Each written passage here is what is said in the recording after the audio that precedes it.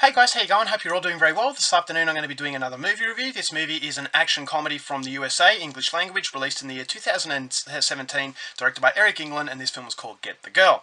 So Get the Girl is about this man. He's infatuated with this beautiful woman that works at a nightclub. This woman has an ex-husband that's really treating her badly. So his fantasy, he's going to sweep her off her feet. Basically, they're going to fall in love and they're going to live happily ever after. But unfortunately, reality doesn't match fantasy, and in fact, in reality, he's very awkward and he doesn't know how to talk to her. So he comes up with a plan in order to get his foot in the door, and that plan is very extravagant. It consists of hiring these very shady individuals to stage a kidnapping. Now basically what they're going to do, they're going to kidnap the main character and this woman at the same time, and they're going to hold them hostage at this secluded mansion. Now this main character is going to actually fight against these guys, and he's going to win, and this is going to make this woman believe that he saved her life and that she's going to basically be eternally grateful, and that they're going to strike up a relationship. So it's very, very dodgy, and things could go easily wrong, but this main character doesn't believe that. And so when the wheels go into motion and this plan starts to take effect, things don't go the way they should be, and they start to backfire, and each time they try to rectify the issue,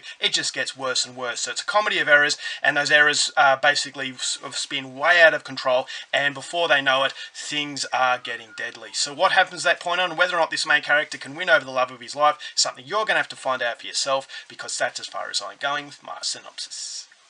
Now my thoughts on Get the Girl. I didn't really know what to expect with this film because Eric England isn't a director that I'm terribly familiar with. Now I watched his other film called Contracted. Contracted was actually a fairly well-known film that I haven't actually reviewed yet, so I'm not going to talk too much about that movie, but I didn't think it was a bad film. In fact, there were a lot of qualities in there that actually made me take interest in this director. I haven't seen his other film called Madison County. Madison County was a straight-out slasher, and so Contracted was a different style of film. And what I found very interesting about Get the Girl is that this is not a horror film, and so this is a director who's actually branching out into different genres, and I was very interested to see how he would take an action comedy. And being a low-budget independent filmmaker, I actually applaud this. I actually applaud a director who's actually willing to branch out and actually show that he is not a one-trick pony. And so I was hoping that this would be an indication that he is a very good director, and there was a lot to promise that this would be a very entertaining film. The trailer looked very good, and I also like the fact that Noah Segan is in this film. Noah Segan is probably my favourite independent actor. I believe he's very underrated, and I've seen him giving a lot of good performance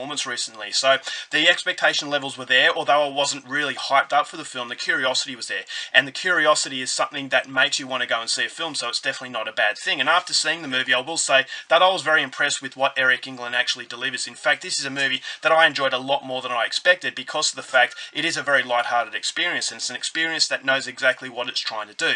And because there's a lot of clarity in the making of the film, it translates through and it allows you just to relax. You're not constantly scratching your head thinking, where is this film going? It's a very simple, simplistic sort of idea made complicated by all the insanity that's happening. And that's what I loved about it, is that it's much more of a comic book sort of film. It's a movie that's cartoonish, that's come to life, and it's just completely insane. And when these characters are trying to rectify all the problems that they're making, the problems are getting worse, and they're digging themselves a deeper hole. And so basically the movie is how deep are these characters going to dig themselves that hole, and you're never quite sure, how bad things are going to get. And so when they go from bad to worse, it's just a lot of fun watching it. And that fun sort of idea of the story is complemented very well by a very funny script. I was laughing on more than one occasion. In fact, this is a lot funnier than I ever anticipated.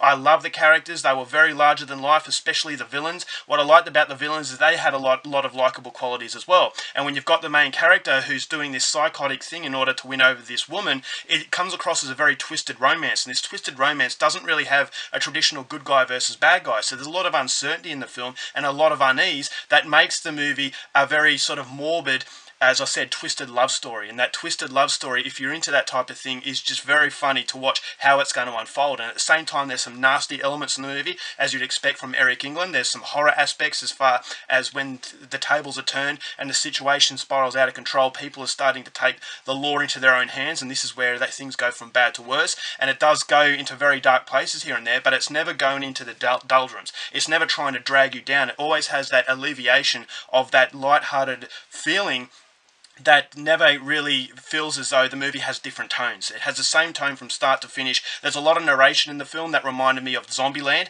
which I really like. This movie does take influences from other films without really copying them. And so this is a movie that it really delivers on the action side of things, and it really delivers on the comedic side of things. The comedic element of this film is by far the best part. As I said, I laughed on more than one occasion, especially the Indian driver in this film. I thought the characters were just so insane that, as I said, you couldn't help but like them, but at the same time you felt as though they were doing despicable acts, and so you're kind of feeling guilty for going along on the ride, but you can never really take your eyes off the screen, because there are plot twists that happen that just make you want to see how it's going to unfold. And so the director does a great job at really capturing your interest. I thought the cinematography was excellent, the setting of the mansion was excellent, and I just thought that as I said, the script just allows the whole film to float. And a script can really bomb a film, and a script can really make a film, and I think the script in this movie definitely makes it, and it just makes it that hugely enjoyable experience that the movie really intends. And as I said, there's a lot of clarity behind it, and the clarity just allows you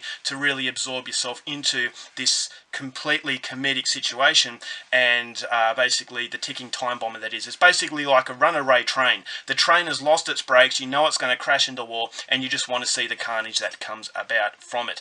And so so it's definitely a situational horror film, but I believe that the movie could have been a little bit better if it actually a little bit more serious, especially in the main character and the character's love interest. Now, yes, as I said, the situational horror film, it's all about how it's going to unfold as opposed to really rooting for these characters, but I think it would have been a little bit better with a little bit more chemistry between this main character and this beautiful woman. I never felt like this guy had a total crush on her. I felt like, okay, I'm being told he has a crush, but I never felt like they were getting closer together through all this carnage. I never felt like it was real. I thought it was scripted, and they were people acting as opposed to people actually coming together. And yes, on one hand, it is a very light-hearted film, but I just sort of could have worked a little bit better if there was a little bit of realism amongst all the insanity. But pushing that aside, it's still an incredibly enjoyable experience. Eric England is definitely a director to look out for, and as a result of that, I'm going to give Get the Girl 3.5 stars. I really liked it.